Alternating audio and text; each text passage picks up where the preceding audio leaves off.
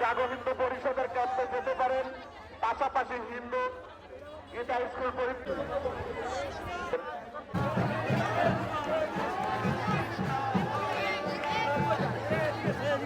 Gita school পরিচালনা পর্ষদে আছেন।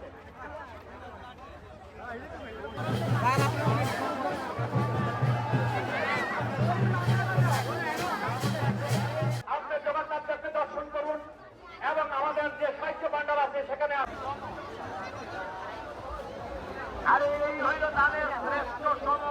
দিনে আপনার মনস্কামনা বলুন জগন্নাথ দেবের কাছে এবং পাশাপাশি আমাদের কতক্ষণ বাজারে গাড়ির পিছনে রাখছি অন বইছি আর ব্যাটারি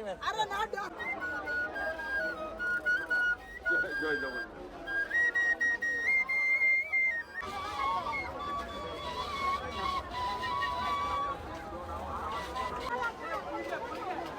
জয় জগন্নাথ, জয় জগন্নাথ, জয় জগন্নাথ। আমি তো হচ্ছে মেহেরকালীবাড়ি থেকে আসছি। অনেক আগ থেকে ইচ্ছা ছিল আসার, তবে আসা হয় না। এই ফার্স্ট টাইমই আসে এখানে।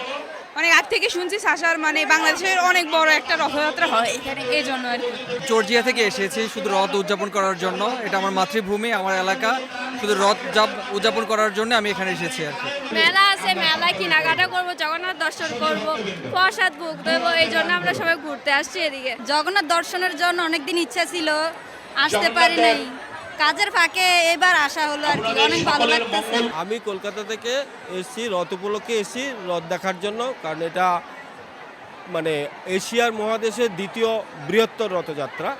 এটার ঐতিহাসিক একটা প্রেক্ষাপটও আছে, যে শুধু সেই পুরীর যে জগন্নাথ ধাম সেখান থেকে মানে অলৌকিকভাবেই এখানে আমাদের এই মন্দিরের যে বিগ্রহ তৈরি হয়েছে, বিগ্রহের কাঠ অলৌকিকভাবেই এসেছে। আজ থেকে প্রায় ১৫৯ বছর পূর্বে শ্রীযুক্ত বাবু গঙ্গা গোবিন্দ সেনগুপ্ত এটা প্রতিষ্ঠা করেন। প্রতিষ্ঠাকাল হইতে এই পর্যন্ত এই উপমহাদেশের সকল সনাতন ধর্মীরা প্রতি বছর এই আষাঢ় মাসের শুক্লপক্ষের রথযাত্রা উপলক্ষে সমবেত হয়। শুধু বাংলাদেশ নয়, পার্শ্ববর্তী দেশ ভারত, মায়ানমার, শ্রীলঙ্কা, ভুটান থেকে এই পুণ্যার্থীরা এই সাচার জগন্নাথ দেবের রথযাত্রা, শ্রী জগন্নাথ দেবের দর্শন লাভের নিমিত্তে এখানে উপস্থিত হয়। এই রথে আমাদের এই এলাকার সকল হিন্দু মুসলমান সবাই মিলেমিশে এখানে আনন্দ উপভোগ করে এবং আমাদের মধ্যে খুব একটা সাম্প্রদায়িক সবাই একসাথে মিলেমিশে আমাদের এই ধর্মীয় অনুষ্ঠানটা উদযাপন করে। এই জন্য সকলকে সাচার জগন্নাথ ধাম পূজা ও সাংস্কৃতিক সংঘ এবং রথযাত্রা উদযাপন কমিটি এবং গীতা সংঘের পক্ষ থেকে সকলকে অসংখ্য ধন্যবাদ। 40 জন পুলিশ সদস্য আমরা এটার নিরাপত্তার জন্য কাজ করতেছি।